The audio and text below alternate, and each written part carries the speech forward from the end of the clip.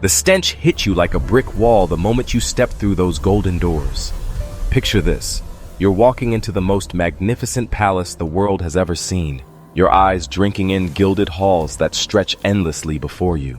Chandeliers dripping with crystals that catch the light like captured starlight.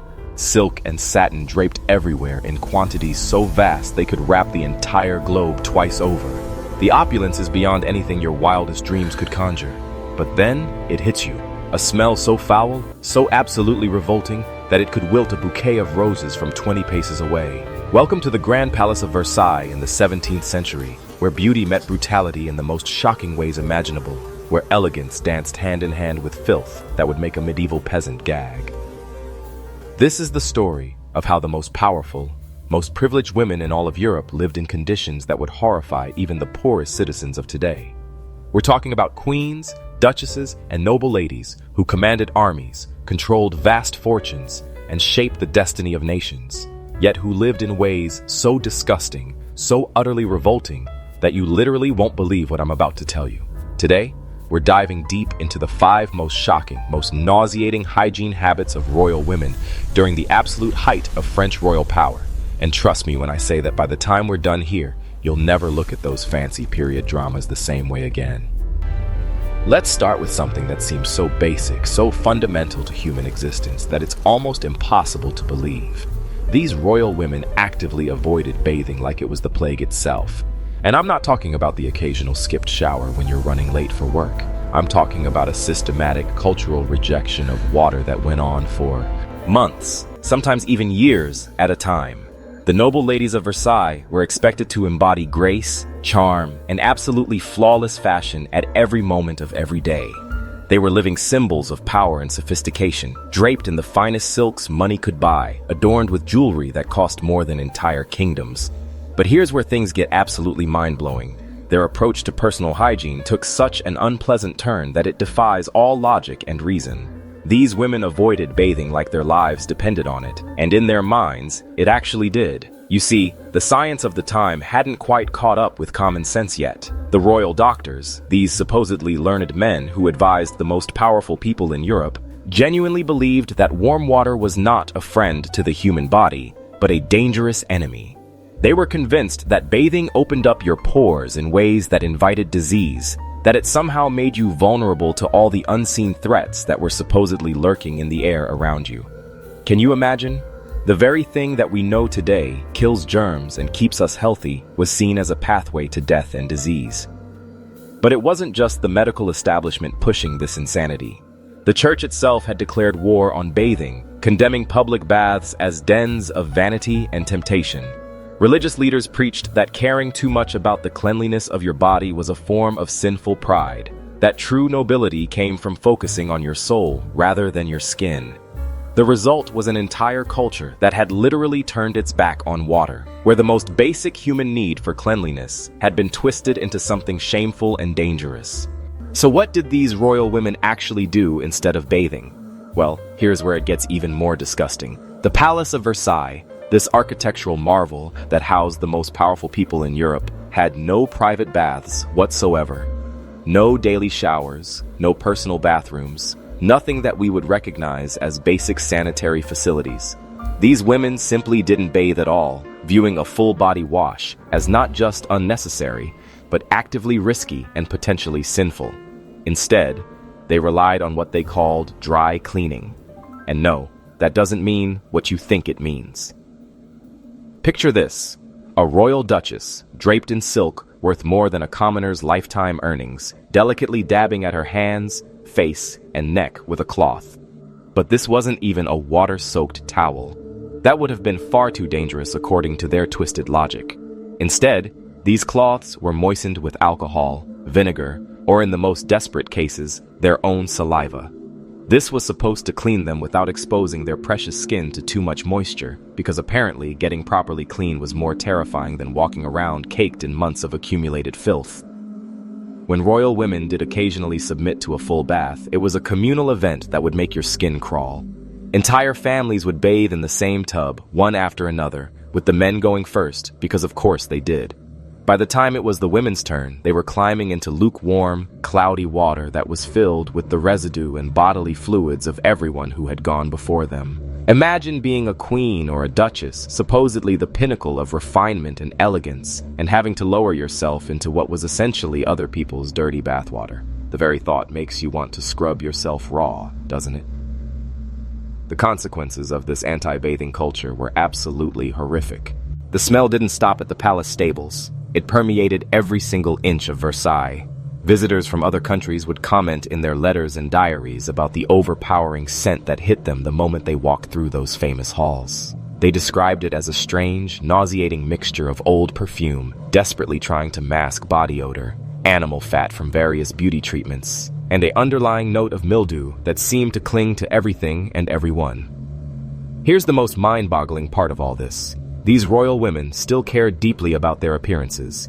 They were wrapped in the finest silks, weighed down with jewelry that cost fortunes, and powdered to absolute perfection. From a distance, they looked like living dolls, perfect examples of wealth and sophistication. But underneath all that finery was skin that hadn't seen soap in months, hair that was caked with grease and God knows what else, and bodies that were basically walking biological disasters. It was the ultimate example of looking good from far away, but being far from good when you got up close. If you think the bathing situation was bad, wait until you hear about the toilet crisis that plagued Versailles. We're talking about a palace that was literally a marvel of architecture, dripping with luxury and housing the most powerful people in all of Europe, and yet it had almost no proper toilets. Think about that for a second. Hundreds of rooms, thousands of guests and residents, and barely a functioning bathroom in sight. The scale of this problem was absolutely staggering, and the solutions that people came up with were even more disgusting than you could possibly imagine. The primary bathroom facility for most people, including noble women, was the humble chamber pot. These were small, portable bowls that were kept under beds, behind curtains, or tucked away in closets. When they were full, servants would simply toss the contents out of the nearest window, sending streams of human waste cascading down into the streets below. When the wind was blowing in the wrong direction, and the streets were crowded with people, well, let's just say that walking near the palace became a very hazardous activity. Foreign dignitaries and visitors would write home in shock about witnessing what they called golden showers that had nothing to do with precious metals. But it gets worse. Some people, particularly the men but occasionally the women too, couldn't even be bothered with chamber pots. They would simply urinate off balconies or relieve themselves in the palace gardens among the carefully manicured flowers and shrubs. Imagine you're a visiting ambassador trying to conduct serious diplomatic business, and you witness a duke or duchess just casually using the royal rose garden as their personal toilet. The palace became infamous throughout Europe for its overwhelming stench, and many of the corridors essentially doubled as improvised bathrooms for anyone who couldn't make it to a chamber pot in time. For the royal women, navigating this nightmare was a daily challenge that required serious skill and planning. Picture a duchess gliding through the halls in an elaborate gown that cost more than most people made in a lifetime, having to carefully lift her skirts to avoid stepping in human waste that had been left in corners or against walls. The situation became so dire that in 1715, there was actually a royal decree mandating that the corridors be cleaned once per week, and this was considered a major improvement in sanitary conditions. The bathrobe situation created health problems that were absolutely horrific. These women had no toilet paper. That wonderful invention didn't exist yet. Instead, they used whatever they could find: cloth scraps, leaves, straw, or in the worst cases, just their bare hands. After relieving themselves, there was minimal opportunity for washing, which meant that parasites and disease ran rampant through the palace. The mortality rate from preventable illnesses was staggering, and yet somehow, this was just accepted as the normal cost of palace life. Now, if you think the bathing and bathroom situations were the height of royal hygiene horror, wait until you hear about what was happening on top of these women's heads. Versailles was the beating heart of European fashion, and nowhere did that pulse beat stronger than in the realm of wigs and hairstyles. But these weren't your everyday hairdos. These were architectural achievements that towered feet above a woman's head, adorned with ribbons, pearls, miniature gardens, and sometimes even tiny ships complete with sails. The construction of these masterpieces required wire frames, horsehair, padding made of wool or cotton, and liberal amounts of pomade made from animal fat, particularly beef tallow, to help mold everything into place and hold the style. Here's where things get absolutely stomach-churning. That grease created the perfect environment for lice to set up shop. We're not talking about the occasional bug that might wander into someone's hair. We're talking about entire colonies of lice that thrived within these towering hairstyles. The women didn't wash their hair often, and they certainly didn't remove these elaborate wigs for any kind of casual cleaning. Having lice wasn't just common, it was expected. These parasites lived their entire life cycles within the warm, sticky, nutritious environment of pomade-soaked hair. The solution to this disgusting problem was both ingenious and revolting. Special, long-handled silver tools called lice claws became essential accessories for any fashionable lady. These ornate implements were designed to allow women to scratch their itchy, crawling scalps without completely ruining their carefully constructed hairstyles. Picture this. You're at an elegant dinner party, sipping wine and making polite conversation, while discreetly using a silver rod to scratch the armies of insects that are literally eating your scalp alive. These lice claws were often beautiful pieces of craftsmanship, decorated with jewels and intricate designs. Because if you're going to dig bugs out of your hair in public, you might as well do it with style. The pressure to maintain these hairstyles was enormous because appearance was everything in the rigid hierarchy of court life. Being out of fashion could mean losing your status, your influence, and potentially your livelihood. So these women endured crawling scalps, rancid hair, and constant itching because skipping the fashion parade simply wasn't an option. Some of these wigs were so heavy they caused chronic neck pain and headaches. Others were so tall and elaborate that they would catch fire from candles during dinner parties, turning women into literal human torches. The contrast with how poor women dealt with lice is telling and tragic. Peasant women would simply shave their heads when they got infested. Problem solved, clean slate, healthy scalp. But for noble women, their hair was their crown, even if that crown was hiding an entire ecosystem of parasites underneath. They would rather suffer in agony than risk appearing unfashionable, and that choice literally ate them alive from the scalp down. If you're starting to think that surely the food at Versailles must have been safe and clean, after all, these were the most powerful people in Europe, then you're in for another shocking revelation. The legendary banquets of Versailles should have been occasions of pure joy and indulgence. The tables groaned under the weight of elaborate meat pies, delicate pastries, roasted pheasants, and fruits preserved in sugar that sparkled like edible jewels. But lurking behind all this luxury was a dark, stomach-churning truth that would make even the strongest constitution rebel. The royal kitchens were victims of the same sanitation problems that plagued the rest of the palace. The plumbing system was so poor that raw sewage would regularly back up into the cooking areas.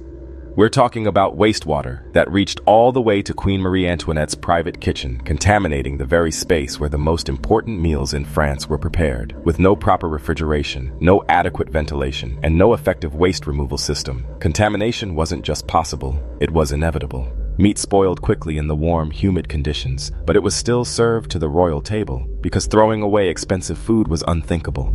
Fruits and vegetables were left out for days, attracting swarms of flies and other pests that roamed freely through the cooking areas. The cooks had no choice but to serve these potentially hazardous meals to the highest-ranking people in the country, knowing full well that the food might be contaminated with human waste, spoiled beyond recognition, or crawling with vermin.